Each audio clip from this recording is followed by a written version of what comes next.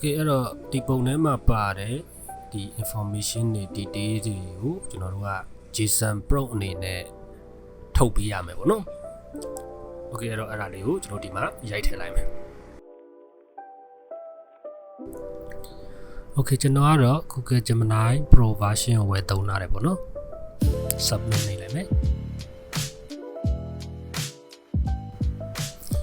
ရလာတဲ့ JSON prompt ကိုကျွန်တော်တို့ copy ကူးပြီးတော့ tab တင်မှာကျွန်တော် create ထပ်လုပ်ခိုင်းတယ်အဲ့တော့ဒီ JSON prompt မှာမူတည်ပြီးတော့ကျွန်တော်တို့ကပြုပြင်ပြောင်းလဲမှုတွေထပ်ပြီးတော့လုပ်လို့ရတယ်ဥပမာအဖြစ် material တို့ lighting တို့ပေါ့နော်စသဖြင့်တခြားတွေရအစပေါ့နော်ပြောင်းလို့ရတယ် Okay အဲ့တော့ဒါလေးကတော့ JSON prompt ပုံမူတည်ပြီးတော့ထပ်ပြီးထုတ်လိုက်တဲ့တပ်ပုံလေးပေါ့နော်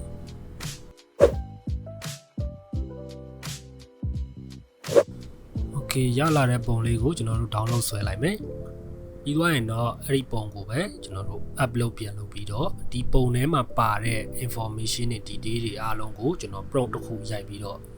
JSON prompt ထပ်လိုက်ပါတယ်ပို့ပြီးတော့ detail ကြတဲ့ JSON prompt လေးပေါ့နော်ဒီမှာဆိုရင်ခေါင်းစဉ်အခွဲလေးတွေနဲ့ color အရောင်တွေ material တွေ position တွေအစပေါ့နော်ဒါလေးကို copy ကူးလိုက်မယ်ပြီးတော့အဲ့ဒီမှာကျွန်တော်တို့ရဲ့ခုနက download ဆွဲထားတဲ့ပုံကို upload လုပ်ပြီးတော့အခု copy ကူးလိုက်တဲ့ JSON prompt ကိုကျွန်တော်တို့ modify လုပ်မယ်ပေါ့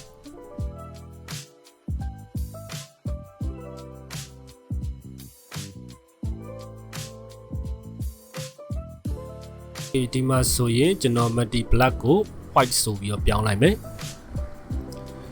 ပြီးတော့ဒီဘက်မှာလည်း color code နေရာမှာကျွန်တော်ရိုက်ထည့်လို့ရတယ်ပေါ့နော်ကျွန်တော်တော့ဒီမှာ copy paste ပဲလုပ်လိုက်မယ်ဖြူရောင်ရဲ့ color code ကိုပေါ့နော်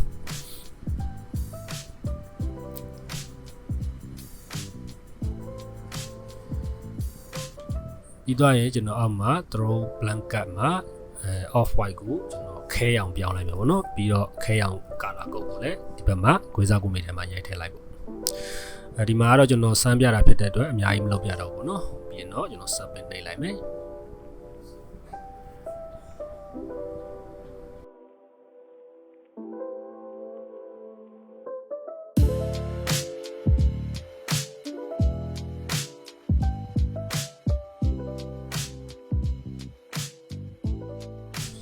Okay နောက်တစ်ခုကတော့ swap object and furnitures Okay ဒီပုံတစ်ခုမှရှိတဲ့ furniture ကိုကျွန်တော် swap လုပ်ကြည့်မယ်ပေါ့နော်အဲ့လိုလုပ်တဲ့အခါမှာတစ်ခါလေးမှာကျွန်တော်တို့ရဲ့ပုံတွေကအခုလိုမျိုး orientation တွေလွဲနေတာပေါ့နော် position တွေလွဲနေတာမျိုးတွေဖြစ်တတ်တယ်တခြား object တွေကိုပါ replace လုပ်သွားတာတွေကိုဒီမှာတွေ့ရမှာပေါ့နော် Okay အဲ့လိုမျိုးမဖြစ်အောင်လို့ကျွန်တော်တို့ဘယ်လိုလုပ်မလဲဆိုတာကိုတစ်ချက်ကြည့်လိုက်အောင်ဒီမှာဆိုရင်ကျွန်တော်ဒီကခုံလေးကိုဒီပုံထဲကခုံလေးနဲ့ပြောင်းကြည့်မယ်ပေါ့အဲ့တော့အရင်ဆုံးဒီပုံလေးကိုကျွန်တော် prompt တစ်ခုရိုက်ပြီးတော့ JSON prompt ထပ်ထုတ်ခိုင်းလိုက်တယ်ပေါ့အဲ့ဒီ prompt လေးကိုကျွန်တော် copy ကူးပြီးတော့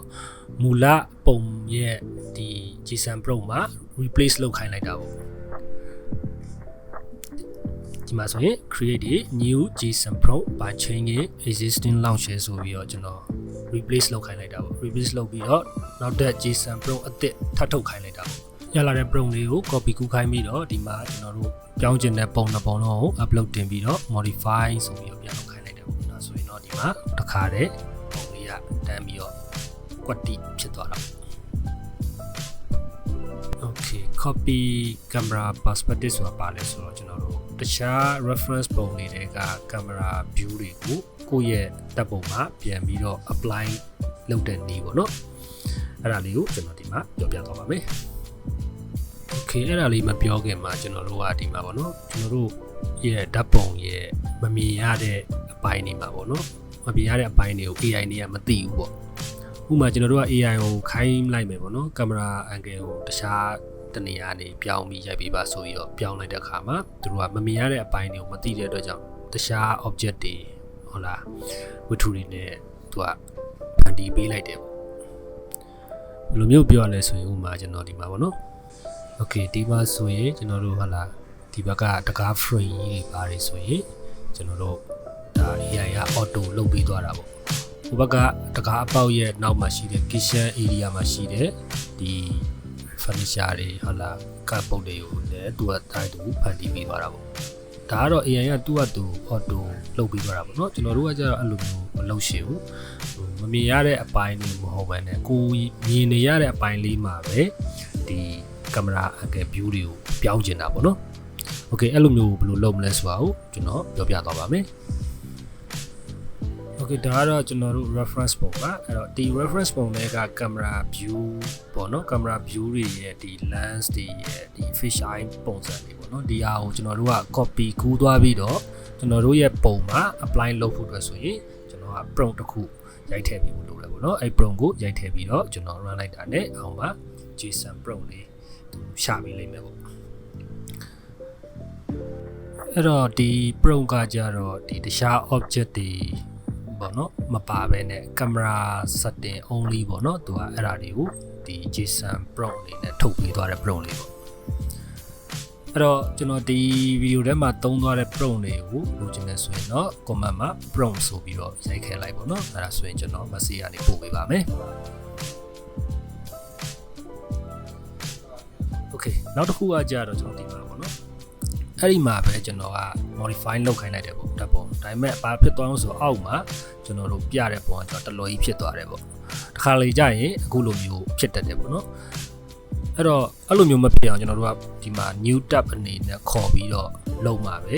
ရတယ်ပေါ့ဒါဆိုရင်ကျွန်တော် new tab ခေါ်ပြီးတော့ပြောင်းလိုက်တဲ့အခါမှာအဲ့ဒီတရားတိုင်းပြန်ထွက်လာတယ် Okay နောက်တဲ့ဥပမာအနေနဲ့ကျွန်တော်နောက်တဲ့ view ပေါ့နော်နောက်တဲ့ view နဲ့ကျွန်တော်အဲ့ဒီ prompt ပဲထိုင်ရိုက်ထည့်လိုက်တယ်ပြီးတော့ရင် G ထွက်လာတဲ့ JSON prompt ကိုကျွန်တော်တို့ရဲ့ဒီ tab ပုံမှာ apply လုပ်လိုက်တယ်ပေါ့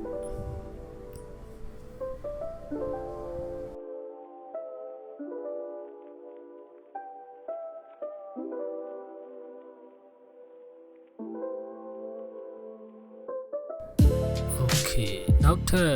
ဒီ light တွေရှိန်းတာတွေပါတယ်လေအခုလိုနီးတွေနဲ့လုပ်လို့ရတယ်ပေါ့နော်